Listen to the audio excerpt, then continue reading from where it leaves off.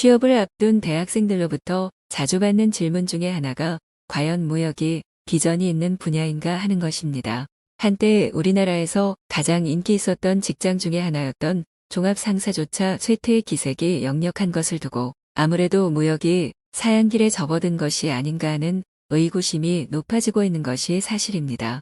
하지만 우리나라 GDP에서 무역이 차지하는 비중인 무역 의존도가 70%를 넘나들며 OECD 국가 중 중개무역 국가인 네덜란드를 제외하고는 독일, 멕시코와 더불어 최상위권을 유지하고 있으며 국가별 수출 순위에서도 프랑스, 영국, 이탈리아 등 유럽 강국을 따돌리고 세계 6위를 고수하고 있을 정도로 우리나라 경제에서 무역이 차지하는 비중은 확고합니다.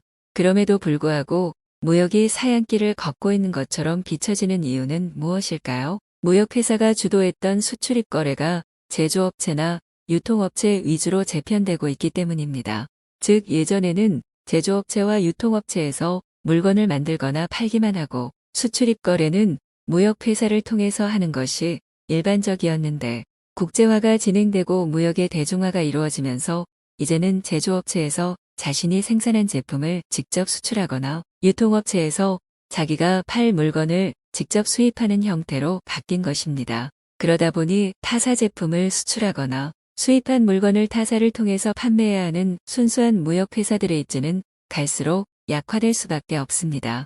또한 계열기업의 수출입 창구 역할을 하면서 덩치를 키웠던 종합상사들도 재벌 구조 개혁과 각 계열사별 독립 경영이 가시화되면서 더 이상 계열 기업을 등에 업고 실적을 올릴 수 없는 처지에 몰리면서 무역보다는 자원개발이나 플랜트 사업 쪽에서 활로를 찾고 있는 실정입니다.